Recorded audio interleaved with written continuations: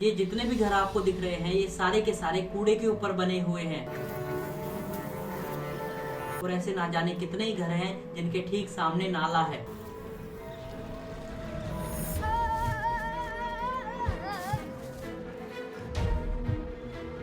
और ये दृश्य आपको बता देगा कि आखिर यहाँ क्यों लाइफ एक्सपेक्टेंसी आती है बाकी इंडिया से। पूरे मुंबई में सबसे कम लोग यहाँ जिंदा रह पाते हैं क्योंकि एक स्वस्थ व्यक्ति भी 40 साल से ऊपर यहाँ नहीं जी पाता। हमारी जिंदगी कुत्ता है, कुत्ता समझते हो ना। जितने आसानी से नशा मिल जाता है उतने आसानी से पानी नहीं मिलता। और इसकी सबसे बड़ी वजह यह है कि ये इंडिया का ही नहीं बल्कि पूरे एशिया का लार्जेस्ट डंपिंग ग्राउंड है और इसे इंडिया का ओल्डेस्ट डंपिंग ग्राउंड भी कहा जाता है। ब्रिटिश टाइम में बना ये डंपिंग ग्राउंड आज 200 फुटबॉल फील्ड से भी ज्यादा बड़ा है। ये उस खूबसूरत सी दिखने वाली मुंबई के पीछे की ऐसी काली दुनिया है जिसके बारे में आपको भी पता होना चाहिए। ये है मुंबई का देवनार डंपिंग ग्राउंड जो 2 लाख लोगों का घर भी है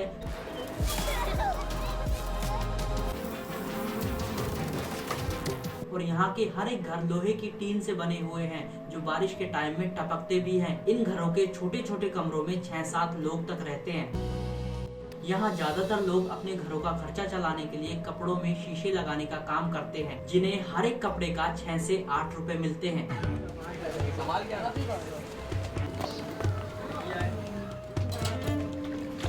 यहाँ की कई रोड सी नाला बन चुकी है, मतलब गटर का गंदा पानी रोड पर आ चुका है। इसलिए लोगों ने मजबूरी में यहाँ लकड़ी दरवाजे लगाकर रोड बनाई है। आने जाने वाले को तकलीफ होता है, हम लोग को भी तकलीफ होता है। पानी चारों तरफ से भरा रहता है, आदमी आए जाए किधर से, सबको तकलीफ होता है, चाहे बड़ा हो या छोटा हो। बच्चों को सबसे ज्यादा तकलीफ तो बच्चों लोग का है क्योंकि वो उनको स्कूल जाना आना रहता है।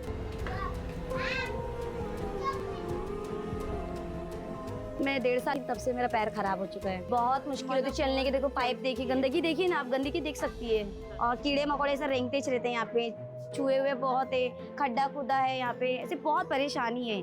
और मैं भी कई बार गिर चुकी, देखो गटर टूट भी गई है गिरने के बाद, मेरे भाई भी गिर चुके हैं।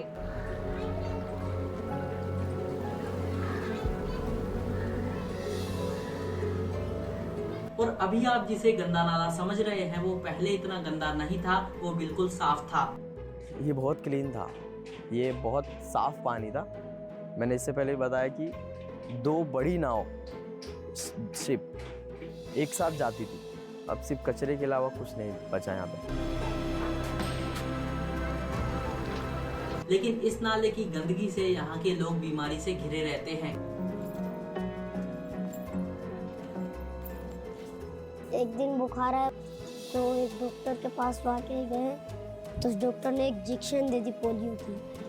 तो उससे पैर खराब हो गया तो अगले दिन चल नहीं पा रहा था।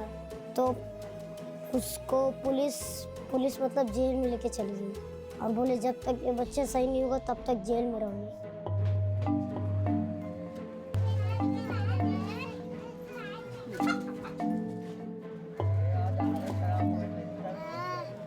और बीमारी की बात अगर हम छोड़ भी दें तो यहाँ की सबसे बड़ी समस्या है नशे की। लोग सारे दिन बस नशे में धुत रहते हैं। सबसे ज़्यादा प्रॉब्लम तो नशे की है और नशे से ही क्राइम। यहाँ पे जितनी जातियाँ नहीं उससे ज़्यादा नशे हैं। गांजा, सुल्ली,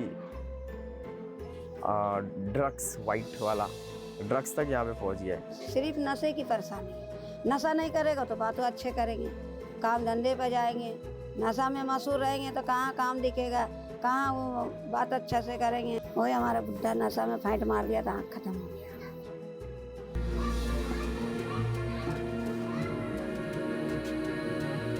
पानी का तो बहुत प्रॉब्लम होता है, कभी कभी आता भी नहीं है पानी, गंदा आता है, लाल पीला पानी आता है। इन पाइप से रोजाना 2 घंटे पीने का पानी आता है और यही पाइप गटर के नाले के पास पड़ी रहती है।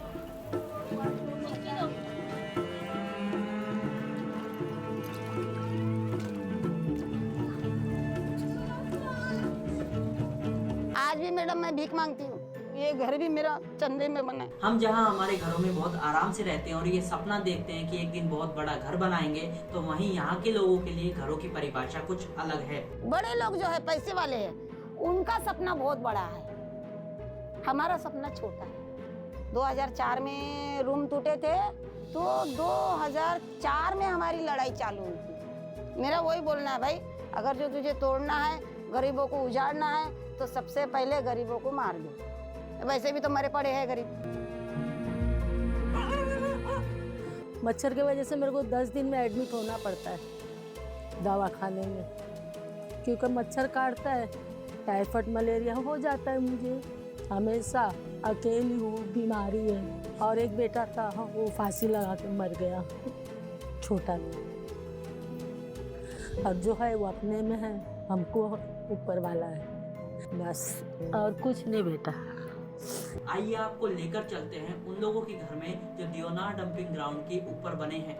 ये एक महिला का घर है जहाँ ये महिला अकेले रहती है, खाना बनाती है, यहाँ पर बर्तन में पानी रखती है और यहाँ उनका टॉयलेट है। और यही कमरा बरसात के वक्त पानी से भर जाता है। यहाँ रहने वाले लोगों के दिल में कितना दर्द है, वो किन किन समस्याओं से जूझ रहे हैं, लेकिन आज तक किसी ने उनकी समस्याएं नहीं सुनी। ना परिवार ने सुनी, ना सरकार ने सुनी और ना ही मीडिया ने उनकी समस्याएं कभी न्यूज पर दिखाई। हाँ, ये लोग नाले के पास रहते हैं, गंदगी में रहते हैं, पर क्या यहाँ रहने वाले लोग इंसान नहीं है? इन गलियों ने भारत से आए बहुत सारे लोगों को घर दिया है, लेकिन यही गलियाँ ये भी बताती है कि मुंबई वो शहर है जो जितना देता है वो उससे ज्यादा छीन भी लेता है।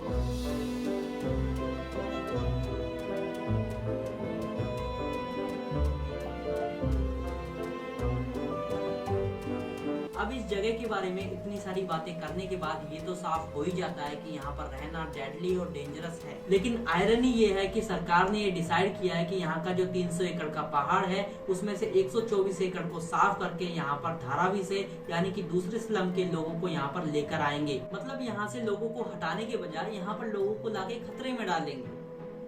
ये जो आपको पूरा पहाड़ दिख रहा है ना, ये एक 40 मीटर यानी कि एक 12 मंजिला इमारत से भी ज्यादा ऊंचा है, जिसे साफ करने में 12 से 14 साल लग सकते हैं। और इसी पहाड़ पर लोग कचरा बीन कर और उसे बेचकर 100 से 200 रुपए कमाते हैं।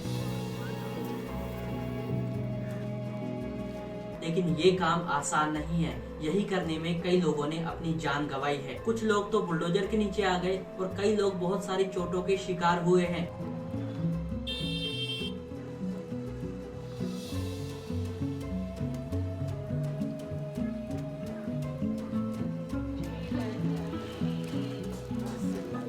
हम सोचते हैं कि ऐसी जगहों में लोग दूसरे शहरों से आकर रहते हैं, लेकिन ऐसा नहीं है। मुंबई में ही ऐसी काफी सारी कम्युनिटी है जिन्हें उनके ही घर वाले नहीं अपनाते, सोसाइटी नहीं अपनाती, तो ये घर उनको ढाल बनकर छत देते हैं। और उन्हीं में से एक है मुंबई की किन्नर कम्युनिटी। दुनिया में भगवान हमको भेजा ना सिर्फ हंसाने के लिए, हंसमुख करने के लिए, कभी किसी का दिल दुखाने के लिए नहीं भेजा। लोग हमको भगाते, लोग हमको गाली देते, लोग हमको गंदी नजर से, हम वो सबका फिक्र नहीं करते। हम बस एक अल्लाह, एक भगवान के सहारे हम जीते ना।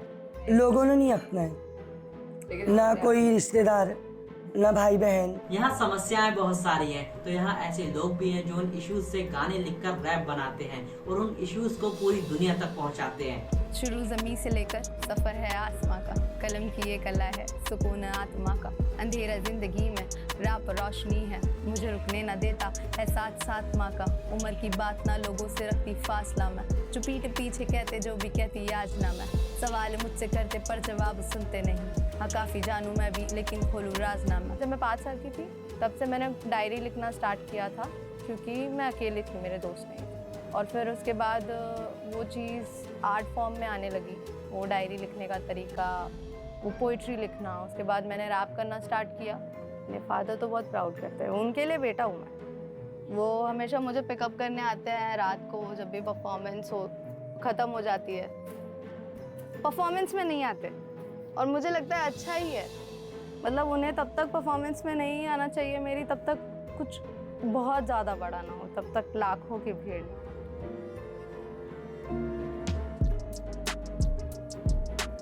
हमारी मूवीज हमें ये बताती है कि इन गलियों में गैंगस्टर, क्राइम और नशे मिलेंगे और मिलते भी हैं, लेकिन वही मूवीज हमें ये नहीं बताती कि इन गलियों में ट्यूशन सेंटर भी चलते हैं, जिसमें से एक ये है जो यहीं का यूथ यहाँ के यूथ के लिए चलाता है। और इस एक ट्यूशन सेंटर में 100 से भी ज्यादा बच्चे रोज आते हैं आशा के साथ पढ़ने के लिए। बच्चों को पढ़ना इसलिए ज़रूरी कि आने वाले वक्त में वो अपनी ज़िंदगी को लेकर, अपनी फैमिलीज़ को लेकर या अपने इलाके को लेकर बेहतर से बेहतर सोच सके। खुद की फैमिली को, खुद के लोगों को, आसपास अड़ोस पड़ोस के लोगों को हेल्प कर रहा है, वो बेहतर पढ़ा लिखा है। तो मैं चाहूँगा कि मेरे बच्चे भी एक दूसरे की ताकत बने, ना कि कमज़ोरी बने। यहाँ पे ना बहुत ऐसे बच्चे जिनको बहुत अच्छा टैलेंट है और वो बाहर अपने हालात की वजह से या फिर लोगों की वजह से जा नहीं सकते। अगर कोई चले भी गया उसे ये बोल के दबाया जाता है, मतलब ये ऐसे एरिया से आया है जहाँ पे ना बहुत मतलब मारकाट होता है, चरस गांजा, या फिर ये भी वही करता रहेगा, तो इस वजह से उसको ना पीछे डाला जाता है।